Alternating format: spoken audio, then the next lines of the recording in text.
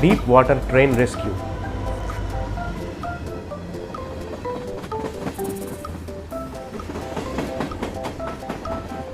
रामनगर के गांव में सरोज चौहान कहकर एक एसए रहता था। उनके पास एक दिन परदेसी कहकर एक चोर आया।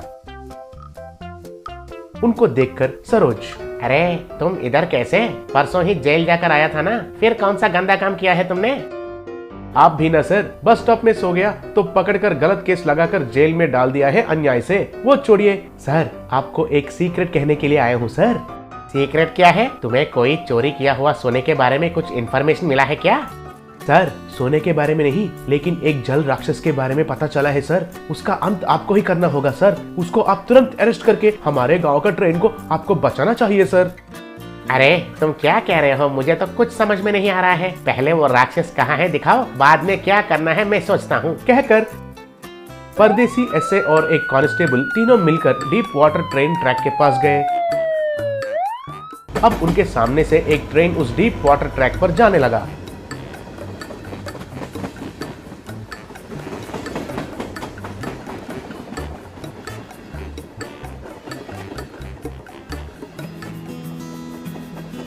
वो देखकर परदेसी, सर देखा है सर, वो हमारा गांव का ट्रेन है सर। उस किनारे से इस किनारे तक ठीक ही आता है सर, लेकिन बीच में एक राक्षस उसे नदी में खींचने के लिए देखती है सर। ये तो गलत है ना सर, तुरंत उसे अरेस्ट कीजिए सर।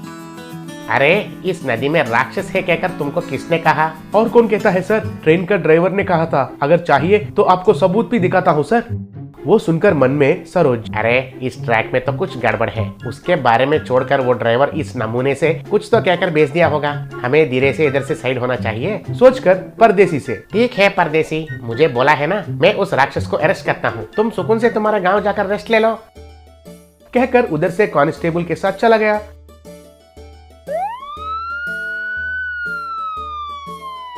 ऐसे कुछ दिन बीतने के बाद परदेसी उस राक्षस के बारे में कोर्ट में केस लगाया।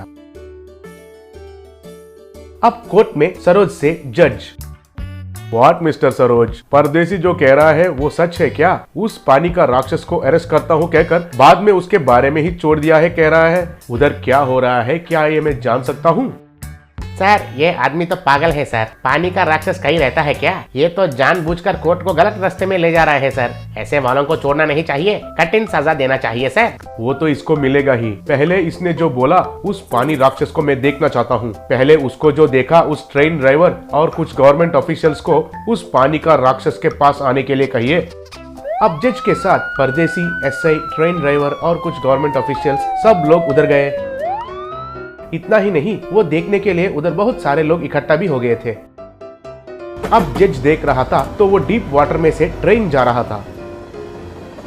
वो देखकर ट्रेन ड्राइवर से जज, क्यों ड्राइवर जी, ट्रेन ट्रैक नदी में डूब गया तो इतना नेग्लिजेंसी से कैसे रह रहे हो? अगर कुछ हो गया तो कितना जाने चले जाएंगे। और एक यात्रिक उसके बारे में पूछा तो पानी में राक्षस है कहकर जोक करते हो। शर्म रहना है रेलवे के पास वेतन लेने के लिए।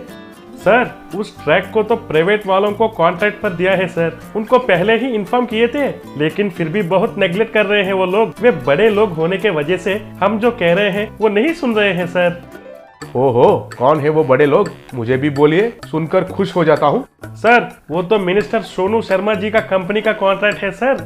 व्हाट? मिनिस्टर होते हुए भी लोगों के जान के बारे में सोचे भी ना नजरअंदाज कर दिया। अब सब लोग सुनिए, यही मेरा फैसला सुनाता हूँ। लोगों का जान और पैसों को नजरअंदाज करके ट्रेन ट्रैक को निर्माण करने के लिए, कंप्लेंट देने से भी उसके बारे में नेग्लेक्ट करने के लिए, मिनिस्टर को उनका पद से निकाल देने के लिए ऑर्डर देता हूँ। इतना ही नहीं, इस ट्रैक पर ट्रेन को रोककर उसका रिपेयर करने के लिए उसका संबंधित अधिकारियों को ऑर्डर पास करता हूँ। और ये बात पहले से जानकर उपेक्षा करने के लिए इंस्पेक्टर सरोज और ट्रेन ड्राइवर को 3 महीने के लिए सस्पेंड करने के लिए उनका ऊपर का अधिकारियों को आदेश देता हूँ। ऐसे ही इस समस्या के बारे में हमें जानकारी देने के लिए परदेसी को ये कोर्ट अभिनंदन करता है। जज का ये फैसला सुनकर लोग तालियां बजाए।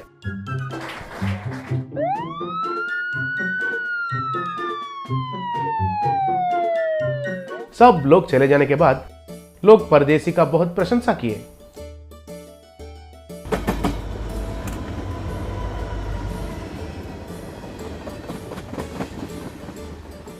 तीन जादुई फिश। एक गांव में सुमति नाम की स्त्री रहती थी। उसका इकलौता बेटा था मन्नू। सुमति के पति के एक दुर्घटना में मौत हो गई। उसी एक्सीडेंट में मन्नू ने एक टांग खोया। इसके कारण वो लंगड़ा हुआ। मन्नू का पालन पोषण करने के लिए सुमति को लाचार होकर गांव-गांव भीख मांगना पड़ा।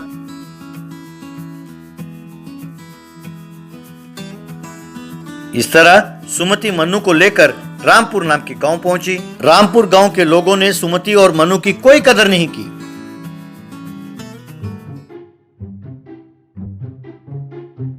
लोग सुमति और मन्नू को देखकर घृणा करते।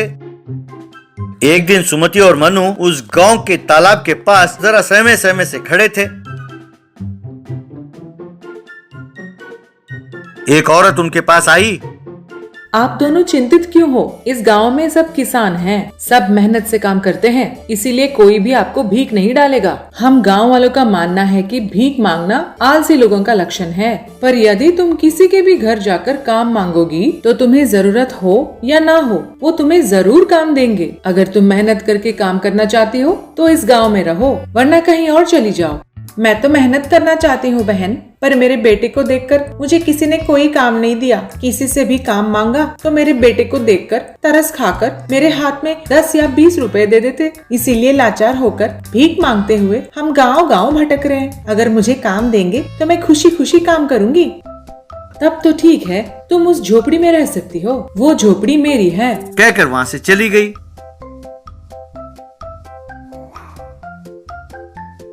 अगले दिन सुमति मनु से, बेटा मैं इस गांव में काम ढूंढने के लिए जा रही हूँ। मैंने अब तक तुम्हें कभी अकेला नहीं छोड़ा है। मुझे तुम्हारी चिंता है बेटा।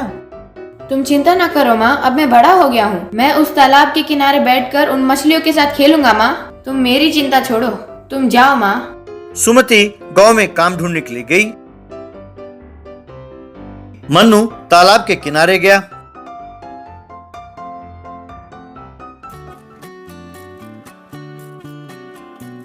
उस दिन शाम को जब सुमति मनु के पास लौटी तो मनु सुमति से, माँ आज मुझे 3 दोस्त मिले, पता है उनके नाम है चुन्नी, मुन्नी और विन्नी। वो छोटे मछलियाँ हैं। एक बड़ी मछली चुन्नी को निगलने वाली थी, तब मैंने उसे बचाया। बस वो तीनों मेरे दोस्त बन गए। तुमने मुझे खाने के लिए मुरमुरे दिए थे ना माँ, मैंने उन्हें दिया तो वो बड़े चाव से खाने लगे। ये सुनकर सुमति बहुत खुश हुई, क्योंकि लंगड़ा होने के कारण तब तक किसी ने मनु से दोस्ती नहीं की। यूं हर रोज जब सुमति काम पर चली जाती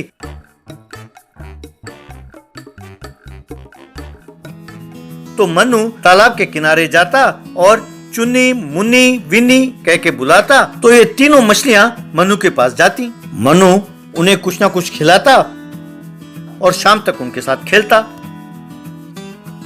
शाम को जब सुमति घर लौटती तो मनु अपने दोस्तों के बारे में कुछ ना कुछ कहता रहता। ये सुनकर सुमति बहुत खुश होती।